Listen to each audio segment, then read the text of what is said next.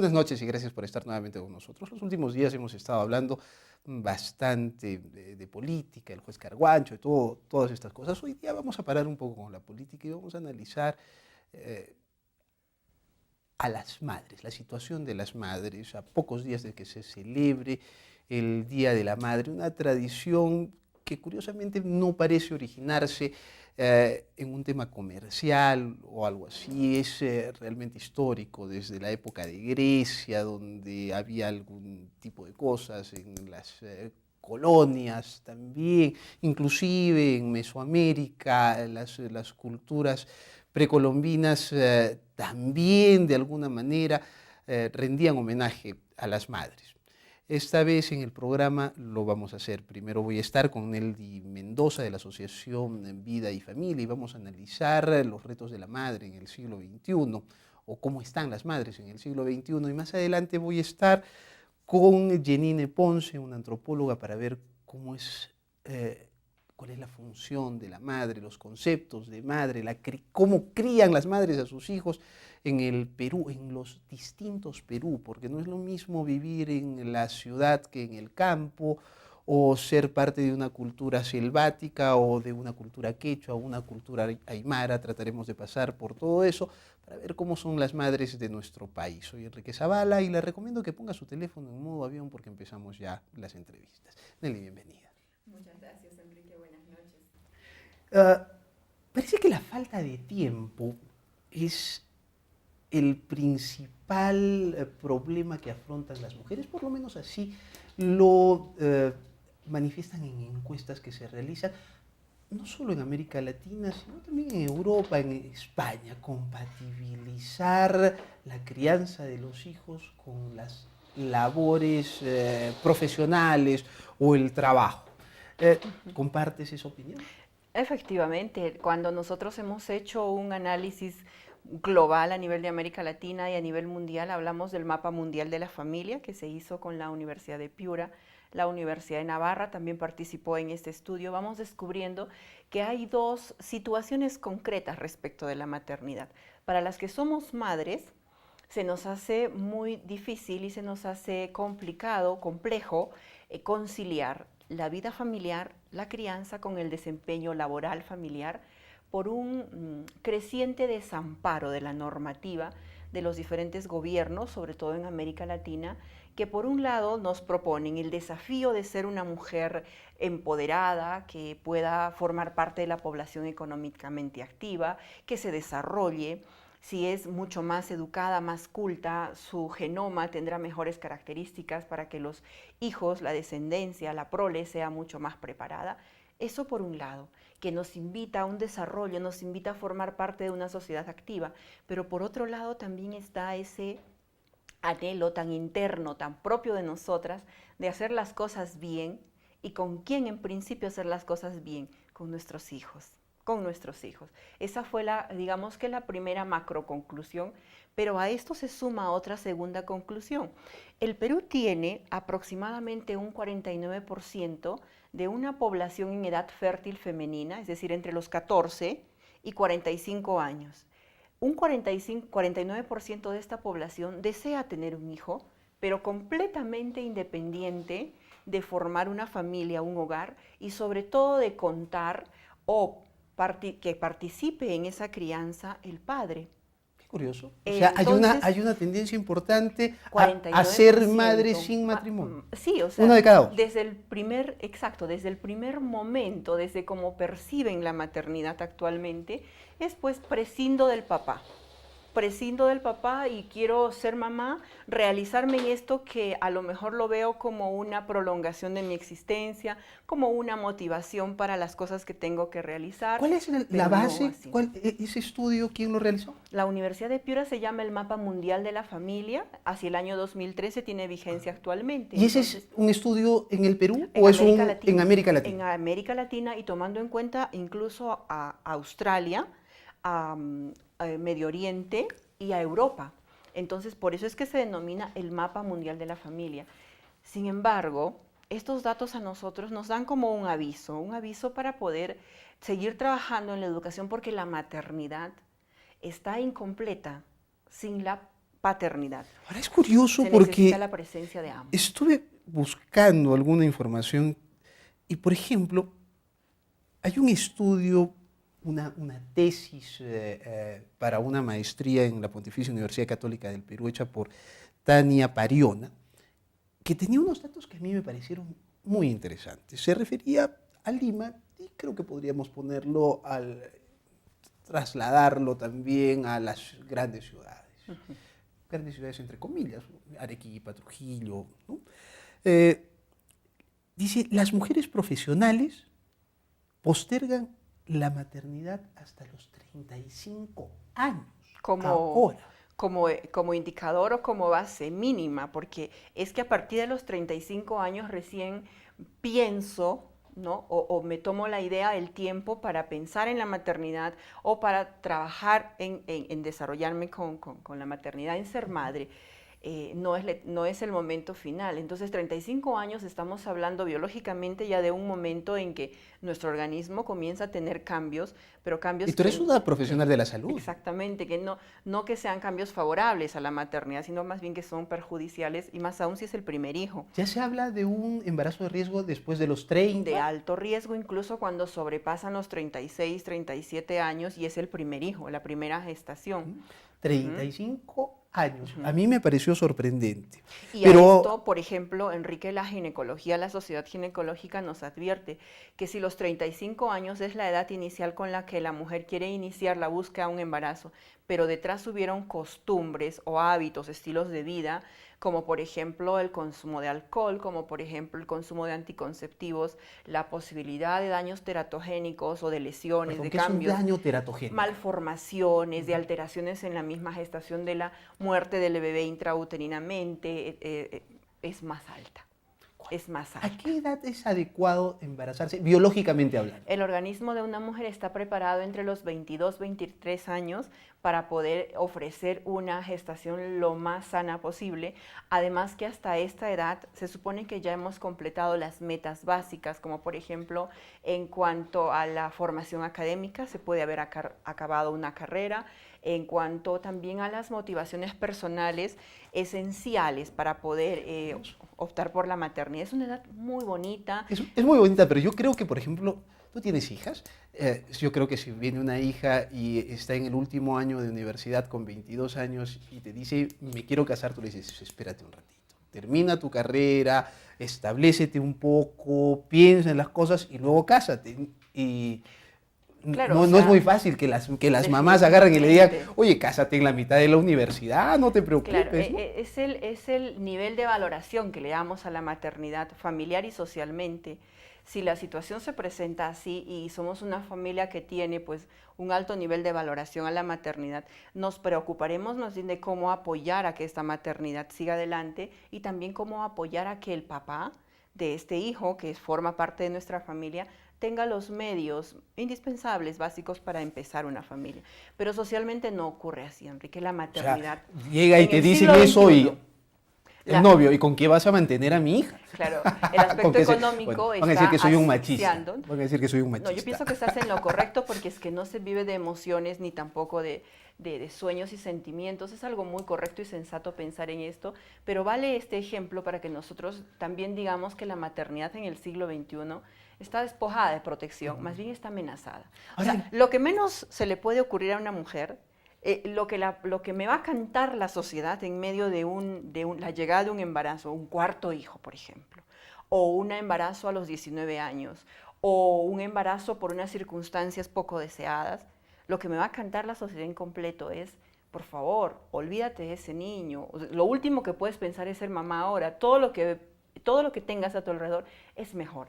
Entonces, así está la maternidad. Tenemos que ir a una pausa. Estoy con Nelly Mendoza, es un programa dedicado a las madres, cómo son las madres y los retos de las madres en el siglo XXI. Más adelante vamos a ver los retos y lo que tienen que vivir las madres en las distintas partes del Perú. Tras la pausa seguimos en Modo Avión.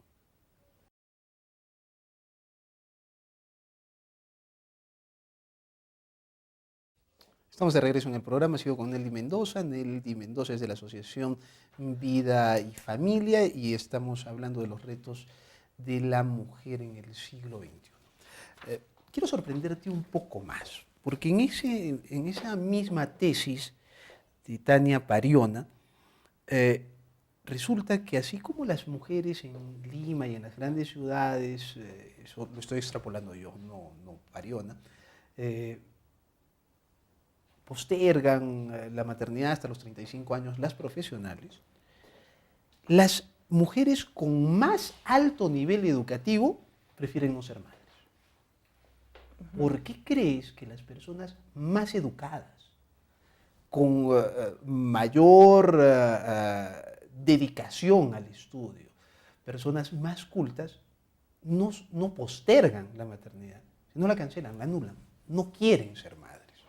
A ver, podemos hacer un análisis muy rápido según los indicadores de desarrollo humano y también la proyección personal que se va construyendo cuando vamos adquiriendo mayor instrucción. Estoy hablando de instrucción, no de crecimiento humano. Hay que tener muy en cuenta esto porque puedo yo tener mucha capacidad intelectual, puedo tener una mayor cantidad de cursos, muchos más títulos en posgrado, pero eso no me asegura de que haya crecido en cuanto a humanidad. Y aquí va el riesgo. Debería, ¿no? Tendría que, Porque estamos seríamos, llamados una persona exactamente, más educada es una persona más civilizada. tendría que darse. Ahora, El tenemos que entender asunto, que la civilización está bastante distante de lo que nos dice la biología, ¿no es cierto? Nosotros estamos cambiando conceptos biológicos así es. precisamente porque nos hemos civilizado. Precisamente, entonces el absorber, el dejarme absorber incluso por toda esta ciencia, más bien llamada cientificismo, que me promueve a ser cada día más grande, va postergando la maternidad en el caso de nosotras, va un poquito bloqueando esa llamada natural, esa voz espontánea, y va buscando justificaciones cuanto más me voy alejando de la posibilidad de ser mamá. Porque es que, claro, si yo me voy a dedicar mucho al estudio, no voy a tener el tiempo para poder dedicarle al amor. El amor requiere tiempo, requiere entrega, requiere confianza, creer en la otra persona, ofrecerle parte de mi vida a la otra persona. Llorar Y y sufrir, ¿no? disminuye, ¿No? exacto, Además, llorar y sufrir, ¿no? exacto. Entonces disminuye un poquito esa inmensa posibilidad, esa sed tan grande que quiero de realizarme cada día más académicamente. Entonces allí, de primero postergar, ¿qué es lo que viene, Enrique? Primero postergo, luego digo un poquito más adelante, Y después, pero cuando ya las posibilidades se hacen más lejanas, claro, después razón, no digo, tengo 40 años, sí, mejor no me no, arriesgo, lo ¿verdad? mejor. Y además así estoy muchísimo mejor, me compro una mascota, no tengo que lidiar con todas las cosas que implica la maternidad y una lupa. Y esa lupa me hace ver cómo está mi amiga, la que va criando 3 hijos, cómo está aquella que tuvo un divorcio, cómo está la otra. Entonces busco situaciones que compensen y alimenten mi realización.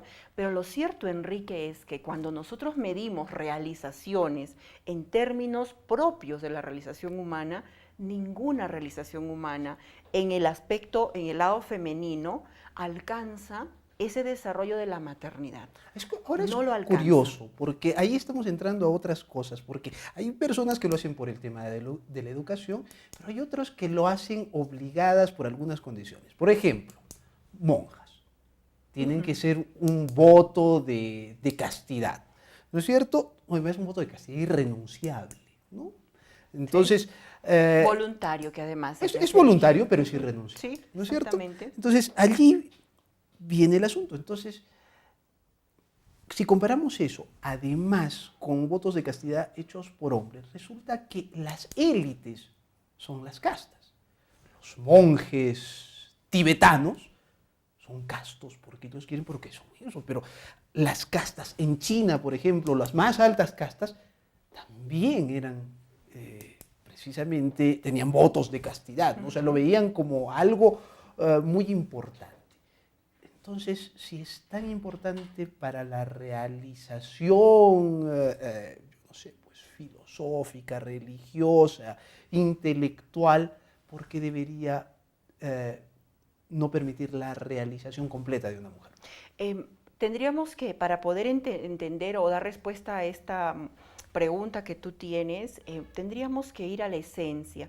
Un punto de partida muy bueno para comprender la realización femenina, la realización de la mujer, es entender qué es lo que significa la maternidad o qué es la maternidad para la mujer y para la humanidad en pleno. En la mañana me llamaba un periodista y me dice, estoy al aire, por favor, en 2 minutos defíname o cómo usted define la maternidad.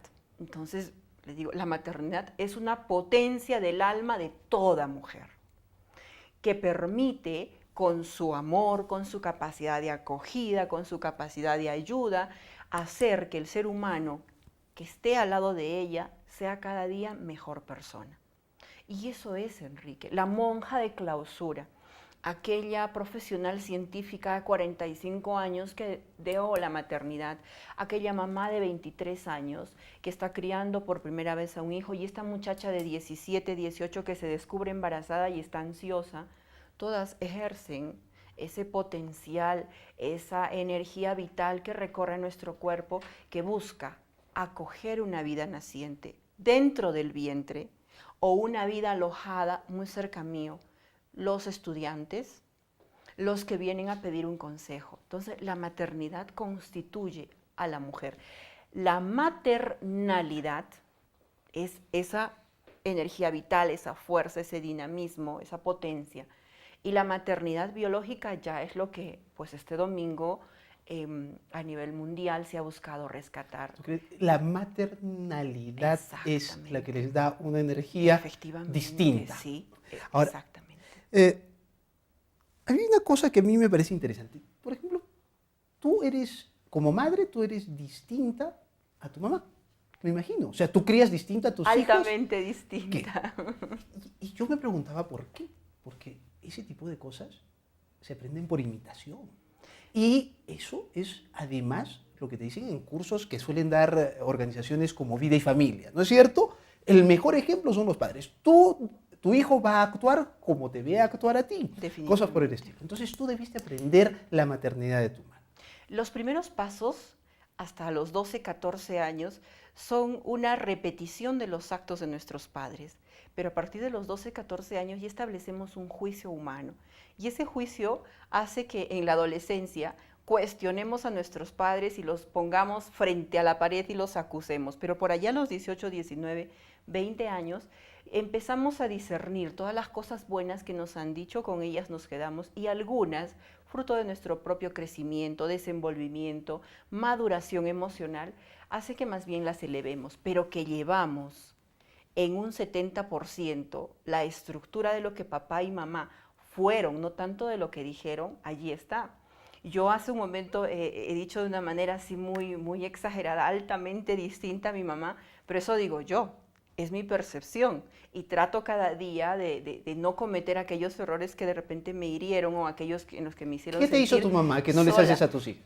Bueno, te dio un correazo. A ver, no, a mí nunca me han castigado físicamente, pero sí recuerdo que por su trabajo no podía ir, y al criarme sola, porque mi mamá me crió sola, se separaron a muy temprana edad, no podía ir a aquellos eventos donde yo había preparado con tanta emoción, por ejemplo, mi poesía, mi baile, y en quinto de secundaria llegó, pero llegó tarde.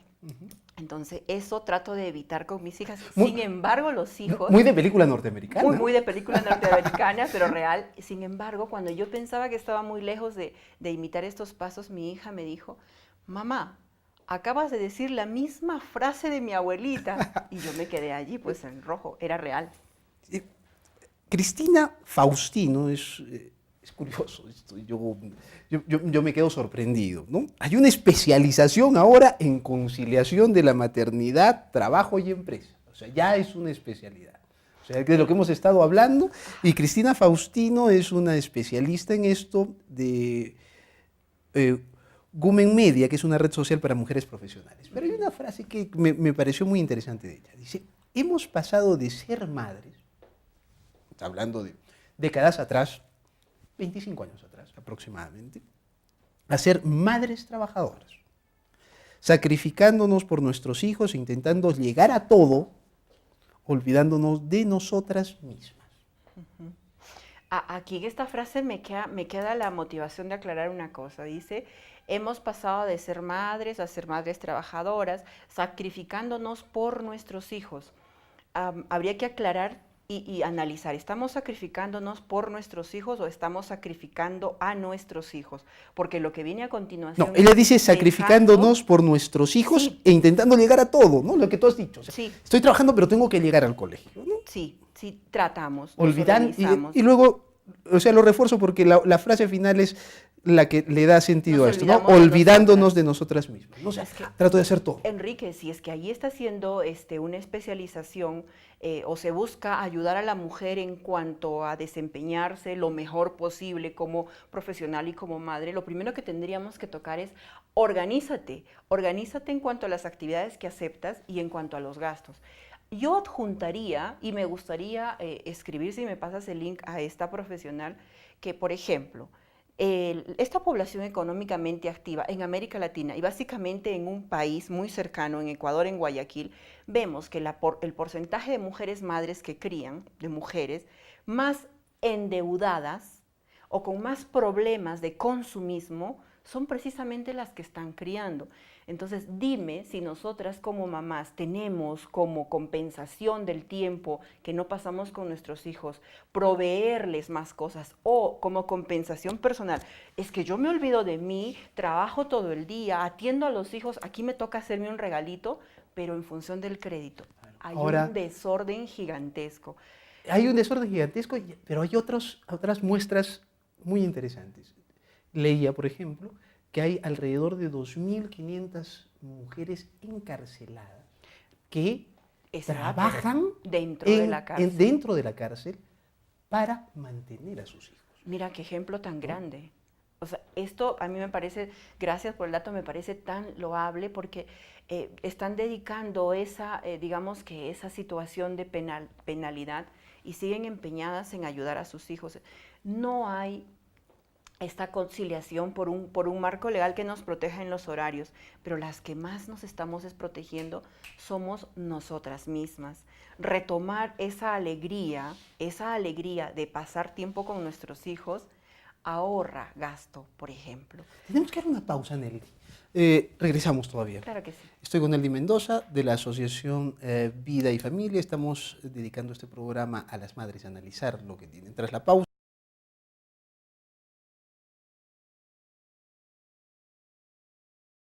estoy con Nelly Mendoza de la Asociación Vida y Familia y estamos analizando los retos de la mujer en el siglo XXI.